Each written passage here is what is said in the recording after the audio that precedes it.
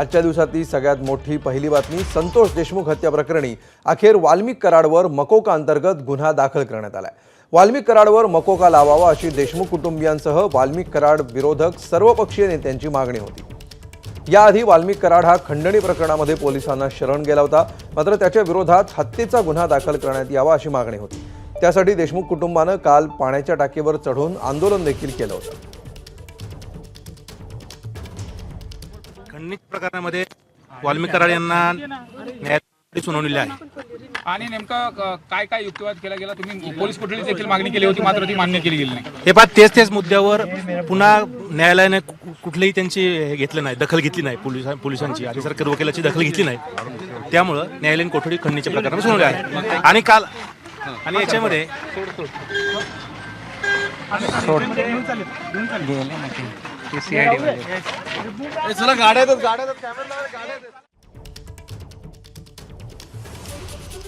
मकोका अंतर्गत कोठडीची मागणी करण्यात आलेली आहे। संतोष देशमुख हत्या प्रकरणामध्ये वाल्मिक कराडवर मकोका लावण्यात आलेला आहे। पोलीस कोठडीची मागणी कोर्टाने फेटाळली आणि न्यायालयीन कोठडी दिली गेली आहे। अधिक माहिती घेऊया, आमचे प्रतिनिधी कृष्णा केंडे सध्या आपल्या सोबत आहेत। कृष्णा, अनेक तांत्रिक बाबी, विशेषतः न्यायालयीन बाबतीतल्या अनेक तांत्रिक बाबी सध्या तपासून पाहिल्या जात आहेत। काय नेमकं घडतंय आतापर्यंत? अमोल आत्ताची ही दृश्य आपण दाखवतोय। वाल्मिक कराड याची सुनावणी संपल्यानंतर या ठिकाणी घेऊन जाण्यात येत आहे आणि आता आपण हे दृश्य पाहतो आहोत। वाल्मिक कराडला या ठिकाणी विशेष न्यायालयात सुनावणी झाल्यानंतर हे आपण दृश्य पाहतोय। धनु आत्ता ही दृश्य आपण पाहतो आहोत। वाल्मिक कराडला या ठिकाणी घेऊन जाण्यात येत आहे आणि या सगळ्या संदर्भामध्ये त्यांना घेऊन जाण्यात येत आहे। आणि आपल्याला पाहायला मिळते, काय प्रतिक्रिया आहे दादा? काय प्रतिक्रिया, काय बोलायचंय का कराड साहेब? काय बोलायचंय कराड साहेब? आता आपण पाहतोय की कराड यांना या ठिकाणी न्यायालयातून पुढे घेऊन गेलं जात आहे आणि ही दृश्य आहेत। आता कोर्टाचे नेमकी काय प्रक्रिया आतमध्ये पार पडली हे देखील आपण जाणून घेऊया। आतमध्ये वकील देखील आहेत आणि त्यांच्याशी देखील आपण संपर्क साधूया। मात्र आपले प्रतिनिधी गोविंद आपल्या सोबत आहेत। गोविंद, नेमकं काय घडलं आतमध्ये? आपण बघितलं की एक प्रक्रिया असते की आजच मोक्का अंतर्गत वाल्मिक कराड यांना सीआयडीने ताब्यात घेतलंय आणि उद्या सकाळी याच कोर्टामध्ये म्हणजे जिल्हा व सत्र न्यायालयामध्ये हजर केलं जाईल आणि मोक्का अंतर्गतली जी काही कारवाई आहे ती उद्या सुरुवात होईल। आता वाल्मिक कराड यांना बीड जेलमध्ये ठेवलं जाईल आणि बीड जेलमध्ये ठेवल्यानंतर त्यांना प्रक्रिया अंतर्गत लगेच परत सुद्धा सीआयडी घेऊ शकते। मात्र उद्या याच कोर्टामध्ये वाल्मिक कराड यांना हजर केलं जाईल आणि मोक्का अंतर्गत कारवाईला सुरुवात होईल। आतमध्ये जी सुनावणी झाली ती कशाची होती?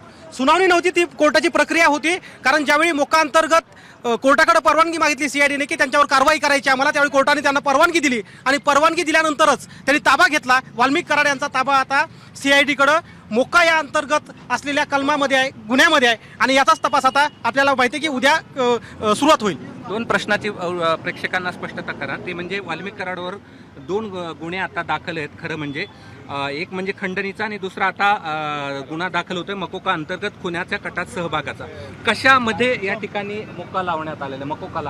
आता आपल्याला प्राथमिक जो अंदाज आहे आपला तो असा आहे की खुनाच्या कटामध्ये त्यांना सहभागी यामध्ये धरलेला आहे। अर्थात तो त्यांचा सहभाग कसा होता हे सीआयडीच्या तपासातून पुढे निष्पन्न होईल।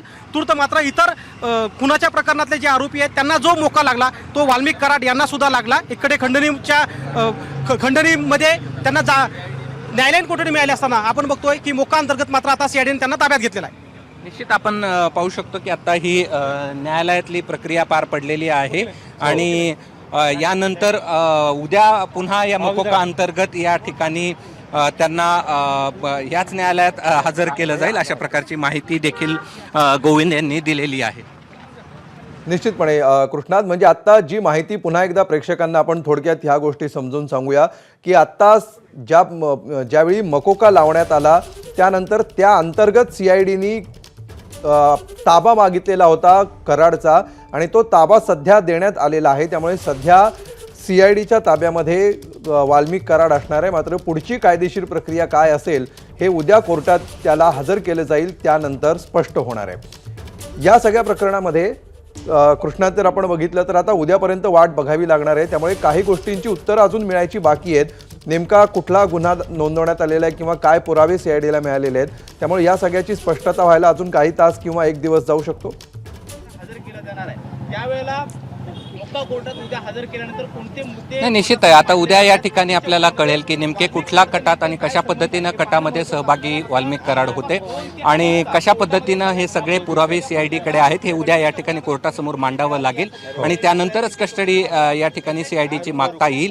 त्यामुळे उद्या नेमकं कोर्टात CIDकडून काय काय मांडलं जात आहे, कोणते कोणते मुद्दे मांडले जात आहेत आणि कशा पद्धतीनं त्यांच्या तपासामध्ये हे प्रूव्ह झालेलं आहे की या सगळ्यामध्ये वाल्मिक कराड हे सहभागी होते. मात्र आता जी सुनावणी गोविंद यांनी सांगितल्याप्रमाणे यामध्ये ताब्यात घेण्यासाठी म्हणजे CIDनं ताब्यात घेण्यासाठी ही सगळी प्रक्रिया पार पाडली असल्याची माहिती या ठिकाणी दिली आहे. CIDचे काही अधिकारी या सुनावणीच्या वेळी या वेळी उपस्थित होते आणि या सगळ्यानंतर आता नेमकी काय प्रक्रिया या सगळ्यामध्ये पार पाडली जाते हे आपल्याला उद्या कळेल. मात्र उद्या पुन्हा या न्यायालयामध्ये वाल्मिक कराड याला हजर केलं जाईल आणि जो गुन्हा दाखल करण्यात आलेला आहे, जो मकोका अंतर्गत गुन्हा दाखल करण्यात आलेला आहे त्या अंतर्गत कस्टडी मागण्यासाठीची सुनावणी या ठिकाणी उद्या पार पडेल. निश्चितपणे मकोका दर दाखल करण्यात आलेला आहे. मात्र याचे नेमके तपशील काय आहे त्यासाठी अजून थोडी वाट पाहावी लागणार आहे. तूर्त धन्यवाद कृष्णा या सविस्तर माहितीबद्दल. तर या सगळ्या प्रकरणामध्ये सरकारी वकिलांची प्रतिक्रिया सुद्धा आलेली आहे. ते काय म्हणतात पाहूया.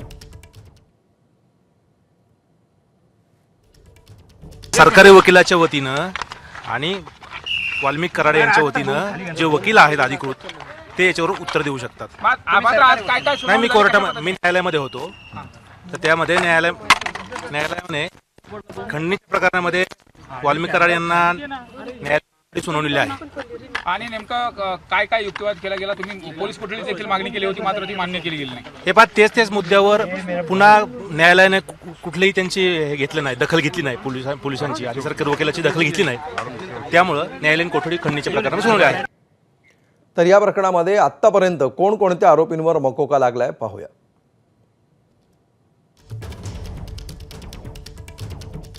आज वाल्मिक कराडवर हा मकोका लावण्यात आलेला आहे आणि यापूर्वी विष्णू चाटे, सुदर्शन घुले, जयराम चाटे, सिद्धार्थ सोनवणे यांच्यावर मकोका लावण्यात आलाय. प्रतीक घुले, सुधीर सांगळे, महेश केदार आणि कृष्णा आंधळे या आरोपींवर देखील अगोदरच मकोका दाखल करण्यात आलाय. ABP माझा, उघडा डोळे बघा नीट.